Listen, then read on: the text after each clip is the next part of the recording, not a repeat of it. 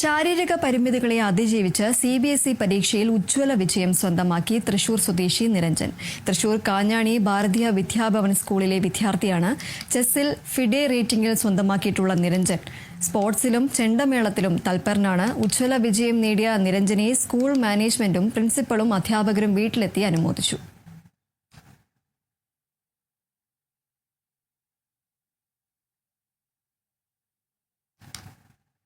ഇപ്പോൾ ഈ വർഷത്തെ CBSE പരീക്ഷയിൽ ഗംഭീരമായ വിജയം നേടിയിരിക്കുകയാണ്. ഒരുപക്ഷെ തൃശ്ശൂർ ജില്ലയിലെ ഏറ്റവും മികച്ച വിജയം തന്നെ പറയാം. ഞാൻ ആദ്യമായിട്ട് തന്നെ ചോദിക്കട്ടെ, ഇപ്പൊ എവിടെയാണ് താമസിക്കുന്നത്? ഞാൻ തൃശ്ശൂർ ജില്ലയിൽ അന്തിക്കാട് പറയും, മുത്തിച്ചൂരാണ് കറക്റ്റ് സ്ഥലം. അച്ഛൻ, അമ്മ, ചേച്ചി.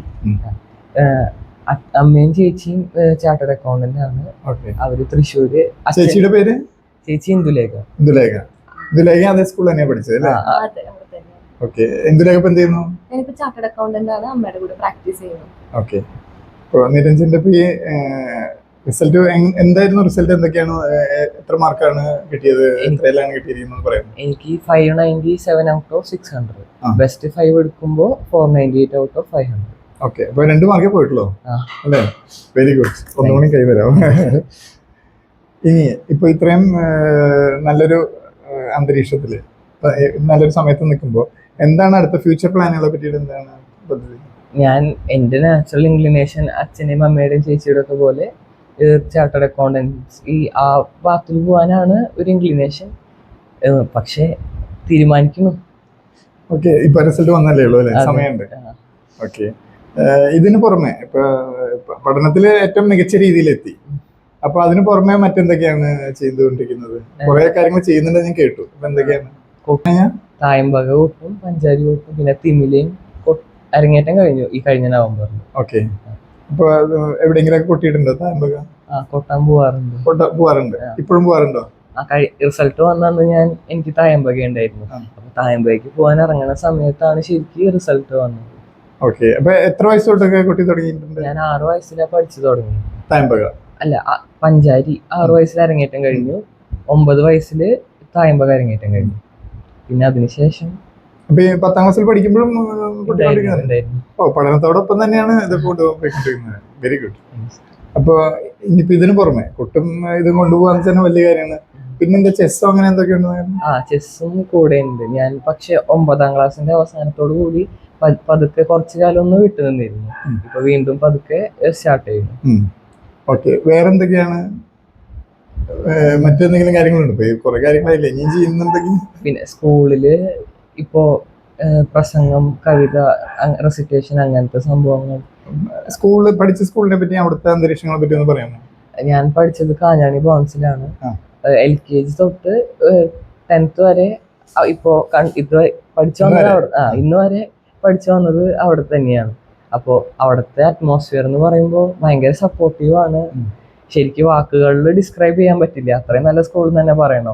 നമുക്കിപ്പോൾ LKG മുതലേ നമുക്ക് പഠിപ്പിച്ചിരുന്ന വാല്യൂസ്, ആ മോറൽ വാല്യൂസും റെസ്പെക്റ്റും കാരണമാണ് ശരിക്കും ഇത്രയും മാർക്ക് കിട്ടിയത്. പഠനത്തിനേക്കാൾ ഉപരി ടീച്ചർമാരുടെ സ്നേഹവും അവരുടെ സപ്പോർട്ടും പ്രയേഴ്സും, അതുപോലെ തന്നെ നോൺ ടീച്ചിങ് സ്റ്റാഫ്സ് ആയാലും അവിടുത്തെ ചേച്ചിമാരും എല്ലാം ഭയങ്കര സ്നേഹവും സപ്പോർട്ടും ഒക്കെയാണ്.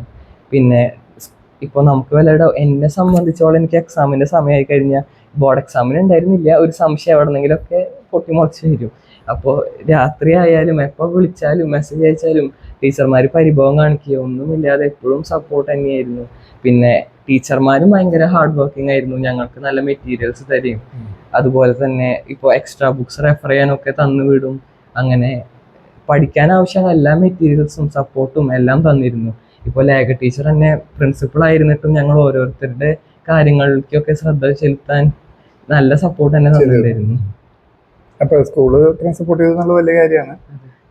മറ്റു കൂടുതലുള്ള സഹപാഠികളെ പറ്റിയിട്ട് അവരും സപ്പോർട്ടീവ് തന്നെയായിരുന്നു. ഓക്കെ.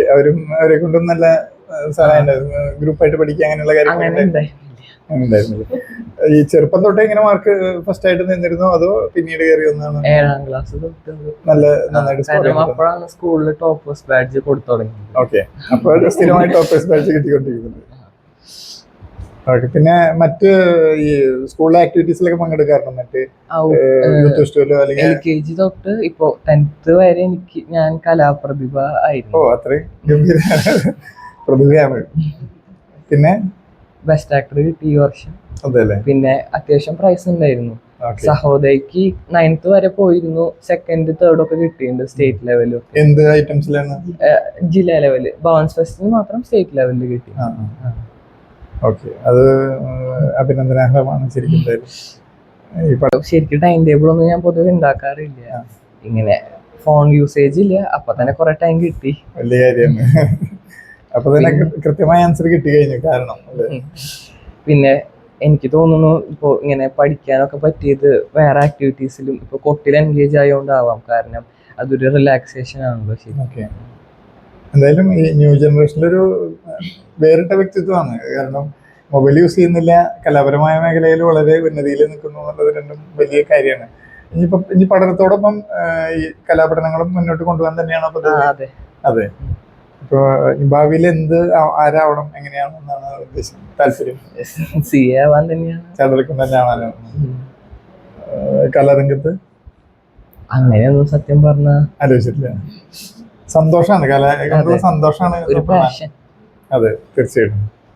അപ്പോൾ എല്ലാ മുന്നിട്ട് പോകുന്ന എല്ലാ രംഗങ്ങളിലും എല്ലാ വിജയങ്ങളും ഉണ്ടാവട്ടെ എന്ന് ആശംസിക്കുന്നു.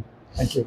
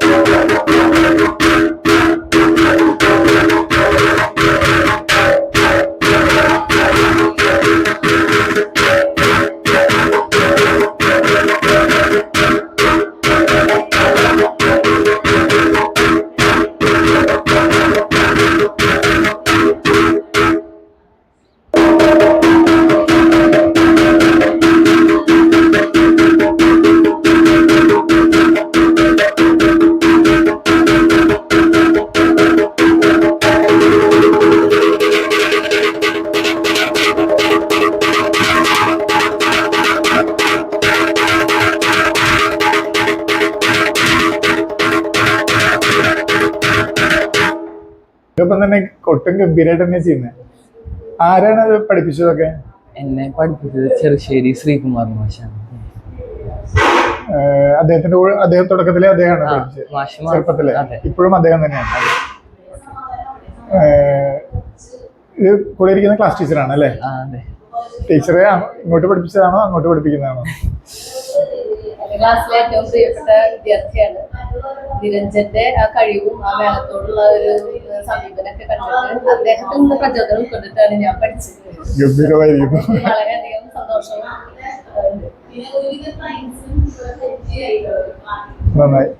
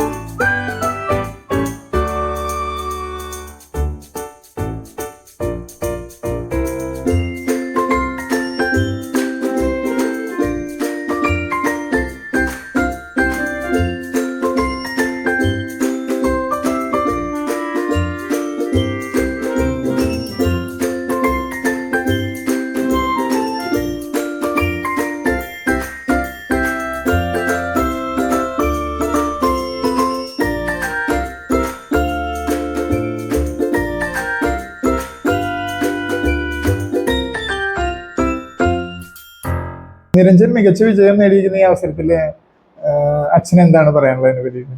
ഏറ്റവും അധികം സന്തോഷം. ദൈവത്തിനും മാതാപിതാക്കൾക്ക് അവൻ നന്ദി പറഞ്ഞു.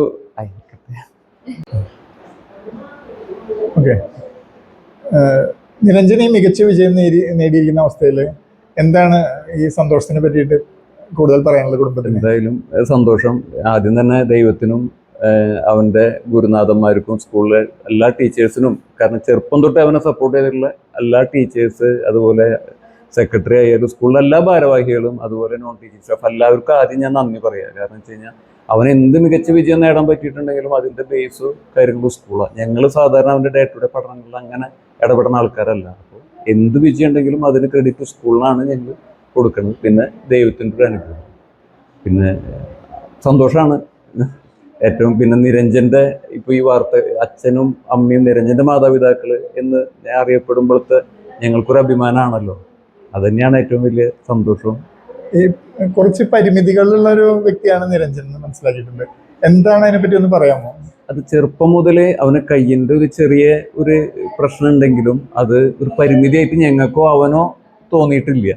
കാരണം എന്ന് വെച്ച് കഴിഞ്ഞാൽ അതിനുള്ള എല്ലാ സപ്പോർട്ടും സമൂഹത്തിൽ നിന്നും എല്ലാവരും നമ്മളെ സപ്പോർട്ട് ചെയ്തിട്ടുള്ളതാണ്. കാരണം ഇവൻ ചെറുപ്പത്തിൽ ഒരു 6 വയസ്സ്, അവനും എനിക്ക് ലേശം മേളക്കമ്പം ഉള്ളത് കൊണ്ട് ആ സമയത്ത് ഇവൻ എൻ്റെ കൂടെ എപ്പോഴും പൂരങ്ങളിലും ഉത്സവങ്ങളിലും വരും. അപ്പോൾ ഇവന് മേളം പഠിക്കുക എന്നുള്ളൊരു ആഗ്രഹം വന്നു.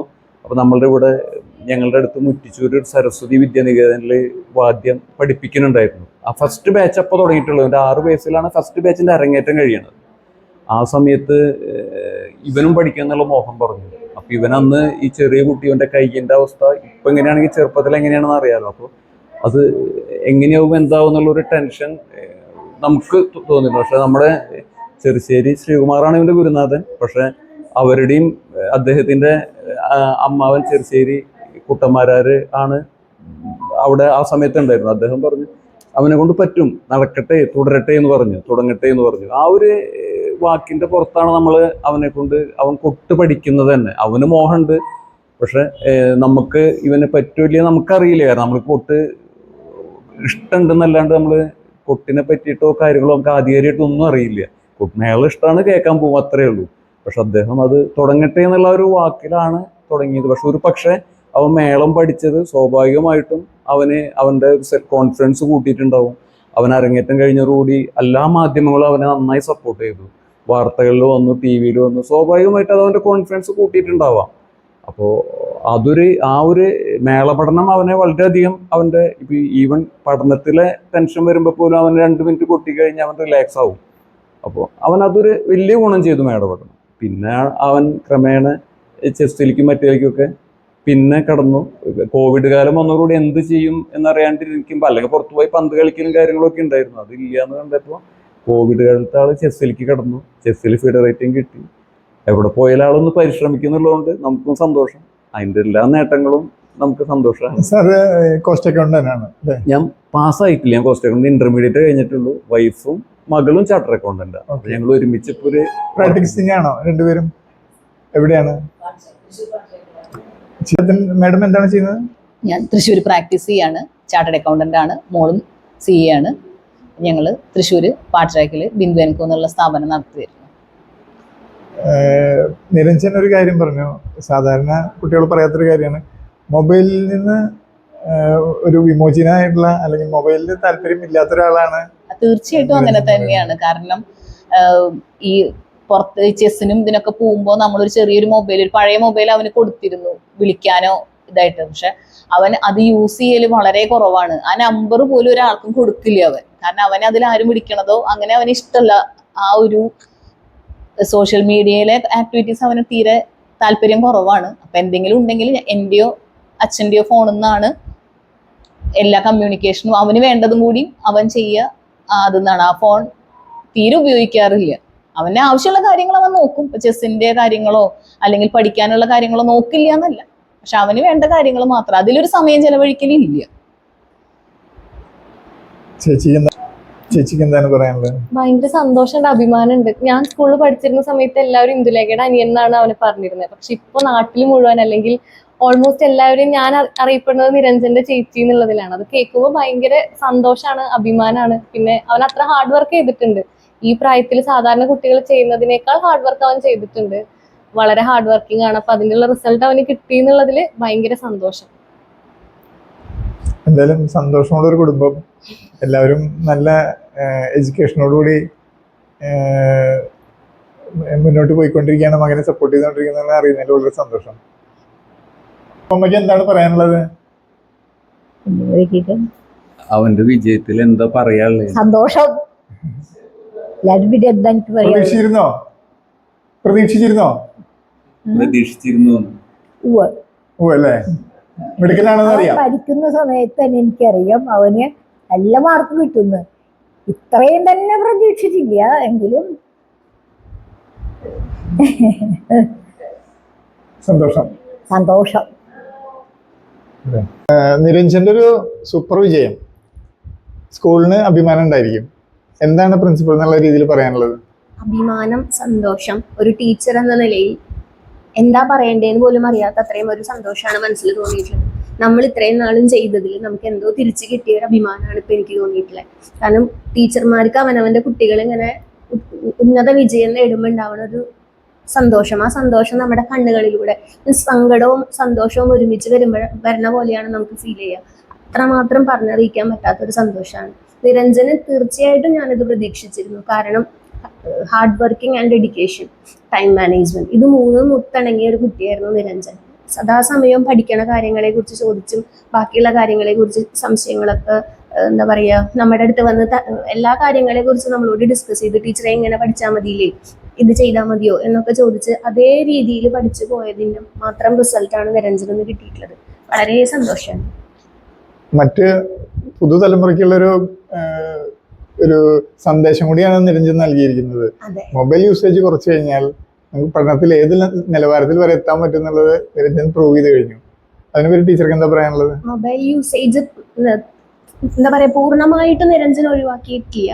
ആവശ്യത്തിനാണ് ഉപയോഗിക്കാറുണ്ട്. അതായത് ഇപ്പൊ ടീച്ചറിനോട് സംശയം ചോദിക്കാനായാലും കാര്യങ്ങൾ പറഞ്ഞാൽ അതിലൂടെ സംശയ നിവാരണത്തിനായാലും നിരഞ്ജൻ യൂസ് ചെയ്തിട്ടുണ്ട്. പക്ഷെ എങ്ങനെ യൂസ് ചെയ്യണം, എത്രത്തോളം യൂസ് ചെയ്യണം എന്നുള്ള ലിമിറ്റ് നിരഞ്ജനാണ് വെച്ചിട്ടുള്ളത്. അതിന്റെ അടുത്തേക്ക് ഒരാളും പറയണ്ട, മോനെ അത് എടുക്കരുതെന്നോ എടുക്കണമെന്നോ പറയണ്ട. നിരഞ്ജൻ അറിയാം എപ്പോൾ എടുക്കണം, എപ്പോൾ സ്റ്റോപ്പ് ചെയ്യണം. അത് ഇന്നത്തെ തലമുറയിലുള്ള കുട്ടികൾക്ക് അറിയില്ല. അതാണ് ഒരു ഡിഫറൻസ് ആയിട്ടുള്ളത്. പിന്നെ അടുത്തത് റെസ്പെക്ട്. ഈ കുട്ടിക്കുള്ള അത്രയും റെസ്പെക്ട് ഞാൻ മറ്റൊരു കുട്ടികൾക്കും കണ്ടിട്ടില്ല. അങ്ങനെയല്ല ഞാൻ ഉദ്ദേശിക്കുന്നത്. ടീച്ചേഴ്സിനോടായാലും ഒരു മുതിർന്ന ഒരാളോടായാലും എങ്ങനെ സംസാരിക്കണം, എങ്ങനെയാണ് അവരോട് പെരുമാറേണ്ടത്, അതൊക്കെ കൃത്യമായി മനസ്സിലാക്കിക്കൊണ്ടാണ് നിരഞ്ജൻ പെരുമാറുന്നത്. അങ്ങനെയുള്ള കുട്ടികളൊക്കെ ഇന്നത്തെ ജനറേഷനിൽ കാണാൻ വളരെ ലിമിറ്റഡ് ആണ്. അതും നിരഞ്ജന്റെ ഒരു എന്താ പറയുക അത്രയും നല്ലൊരു കഴിവാണ്. ഇങ്ങനെ ഒരു കുട്ടിയെ പഠിപ്പിക്കാൻ കിട്ടി എന്നതാണ് നമ്മൾ ടീച്ചേഴ്സിന്റെ ഏറ്റവും വലിയ ഭാഗ്യം. ടീച്ചറുടെ നല്ല വാക്കുകൾക്ക് നന്ദി.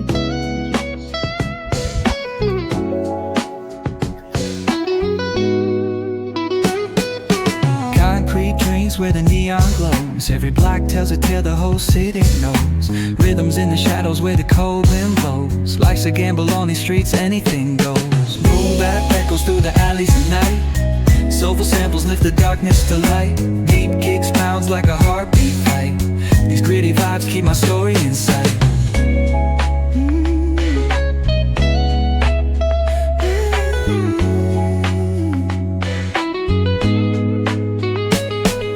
Graffiti on the walls paint the struggle and climb. The clock keeps spinning but I'm owning my time. Words like puzzle pieces fitting tight in the rhyme. Snares punch louder than the city's own chime. Boom bap echoes through the alleys at night. Soulful samples lift the darkness to light. Deep kicks pounds like a heartbeat fight. These gritty vibes keep my story in sight.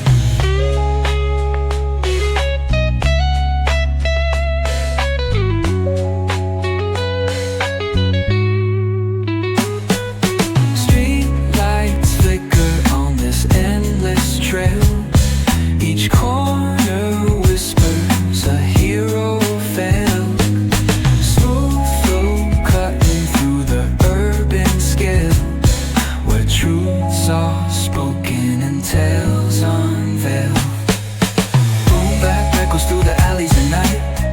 Soulful samples lift the darkness to light.